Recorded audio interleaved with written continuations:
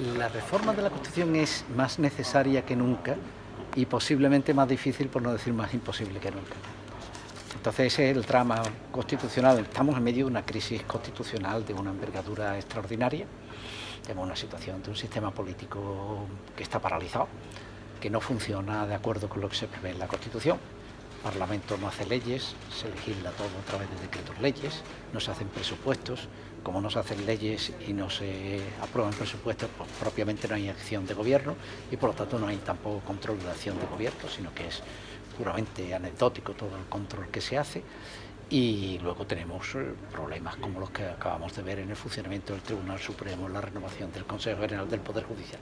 Es decir, estamos en una situación de crisis constitucional enormemente importante, muy fuerte, dramática yo diría incluso, y no tenemos forma de renovar la Constitución. O sea, la Constitución tenemos paralizada, tenemos una situación de incapacidad de renovación de la legitimidad con base en la cual se hizo la Constitución en el año 78 y bueno, pues estamos en esa situación estancada.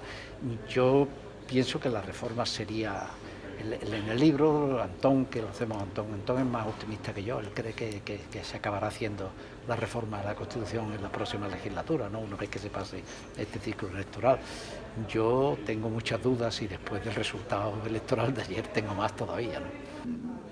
Quiero decir que ahora mismo, porque la dificultad para la reforma de la Constitución es que tiene que haber una predisposición por parte de los partidos políticos con representación parlamentaria para sentarse a discutir de buena fe e intentar compartir un diagnóstico sobre qué es lo que ocurre y qué es lo que habría que hacer para que no ocurriera lo que está ocurriendo, ¿no?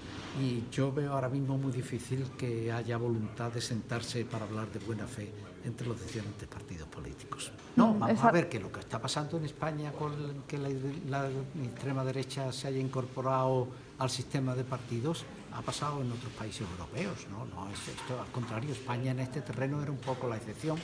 En parte yo creo que porque el franquismo duró hasta mucho y por lo tanto teníamos una experiencia más reciente y en la medida la vacuna antifascista pues estaba y anti-extrema derecha era más reciente, la teníamos, la inoculación, ¿no? Por lo tanto, pero lo que da la impresión es que ya la vacuna ya deja de surtir efectos y que en España está pasando lo mismo que está pasando en otros países europeos, ¿no? El problema de España no es que aparezca la extrema derecha. El problema de España es que mientras que, por ejemplo, en Francia o en Alemania se han juramentado para que la extrema derecha no cuente y hacer un cordón sanitario de la extrema derecha, aquí Vox, Ciudadanos y Podemos se han mostrado muy dispuestos a recibir el apoyo de Vox y a llegar a acuerdos con Vox, ¿no? Entonces esa es la diferencia no es que aparezca Vox, la diferencia es cómo están reaccionando Ciudadanos y el PP en relación con Vox, a diferencia de lo que lo está haciendo la democracia cristiana o lo que le está haciendo el partido En Marche de Macron en Francia, ¿no? Entonces esa es la diferencia. Bueno, eso nos ha pasado siempre a lo largo de toda nuestra historia, siempre. Una de las cosas que diferencia a la historia constitucional española de la de los demás países de la parte occidental del continente europeo sobre todo es esa. Esa es la patología constitucional más importante de España, es su incapacidad de hacer reformas de la Constitución. Nosotros hacemos una Constitución cuando estamos en una situación imposible, al borde del precipicio, pero una vez que hemos hecho una Constitución somos incapaces de reformarla, de volver a ponernos de acuerdo para reformarla, que es lo que se hace siempre. O sea, cuando en todos los sitios se considera que la fórmula de gobierno es una buena fórmula de gobierno y que hay que reformarla precisamente para que continúe durando indefinidamente. Lo mismo que se hace con los edificios y con las carreteras. O sea, el mantenimiento es una exigencia porque el desgaste del paso del tiempo se nota en prácticamente todas las obras humanas, ¿no? En la Constitución le ocurre lo mismo, ¿no?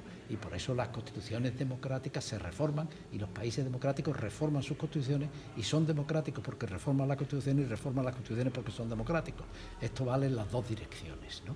El país no está consolidado constitucionalmente, estabilizado constitucionalmente, hasta que no hace uso con regularidad de los procedimientos de reforma de la Constitución. Y en ese sentido España no está estabilizada. En los demás países, Portugal ya lo ha reformado 8 veces, Alemania 62, Francia 27 y así sucesivamente. Es decir, España es el único país que no reforma su Constitución. Y entonces eso llega al riesgo de que nos está pasando. O sea, estamos ahora mismo en una situación que nuestra Constitución no es una Constitución normativa. Lo que ocurre en el sistema político no ocurre de acuerdo con lo previsto en la Constitución, sino que hay una distancia considerable entre lo que ocurre en la realidad y lo que la Constitución prevé que tiene que ocurrir. Por la monarquía. Yo digo, la monarquía es el gran problema que ha tenido España en su historia constitucional.